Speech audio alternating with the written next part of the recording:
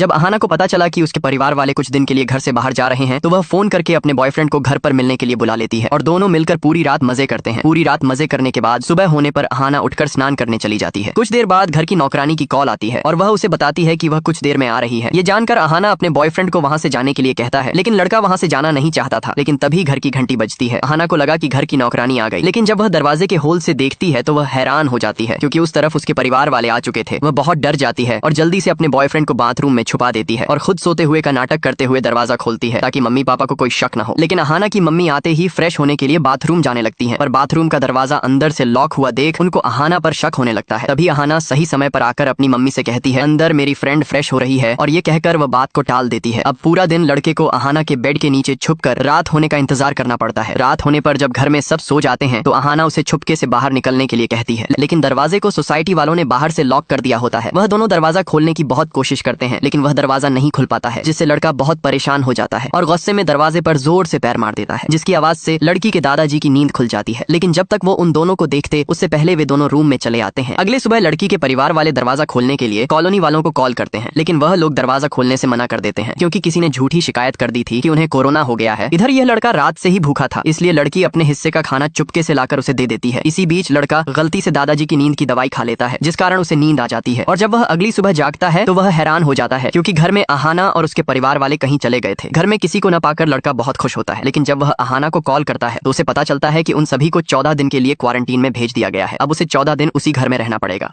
लड़का जैसे तैसे करके 14 दिन वहां गुजार लेता है। 14 दिन बाद जब अहाना घर आती है तो वह खुश होने के बजाय बहुत परेशान थी। जब लड़का परेशान होने की वजह पूछता है तो अहाना बताती है कि वह प्रेग्नेंट है। यह सुनकर वह भी परेशान हो जाता है, लेकिन वह अहाना से पूछता है, ये कैसे हो सकता है? हमने तो सिर्फ एक बार किया था और उस दिन भी मैंने प्रोटेक्शन यूज किया था, तो तुम प्रेग्नेंट कैसे हो सकती हो? हर्ष के ऐसे बोलने पर अहाना बहुत नाराज हो जाती है क्योंकि उसे लगा था कि वो दोनों मिलकर इस समस्या का हल निकाल लेंगे, पर हर्ष तो उल्टा उस पर ही शक कर रहा था। इसलिए अब अहाना उसे अपने घर से बाहर निकलने के लिए कहती है। इतने में उसके मम्मी पापा लड़के को देख लेते हैं, जिनसे वे दोनों हैरान हो जाते हैं क्योंकि उन्हें इस लड़के के बारे में कुछ नहीं पता होता कि वह उसके घर में उसकी बेटी के साथ क्या कर रहा था। वे अहाना से इस लड़के के बारे में पूछते हैं तो अहाना रोते हुए बताती है कि मैं प्रेग्नेंट हूँ। ये सुनकर वे सभी भी परेशान हो जाते हैं, लेकिन अब कर भी क्या सकते हैं। अहाना के पेरेंट्स लड़के को मारपीट कर वहां से निकाल देते हैं। उस दिन के बाद लड़का पूरी तरह से उदास रहने लगता है। उसे इस बात की भी चिंता हो रही थी कि अहाना अपने परिवार का सामना कैसे कर रही होगी। अब हर्ष को ऐसी हालत में देख उसकी मम्मी भी परेशान होने लगती है, इसलिए वह हर्ष के दोस्त को कॉल करके पता करती है कि आखिर बात क्या है। तब उसे अहाना और उसकी प्रेगनेंसी के बारे में पता चलता है। पहले तो उसे भी बहुत गुस्सा आता है, लेकिन बाद में वह हर्ष को लेकर अहाना के घर आ जाती है और अहाना के पापा से बात करके शादी के लिए मना लेती है। फिर कुछ महीनों के बाद हम देखते हैं कि उसे एक बेटी हुई है और वह खुश है।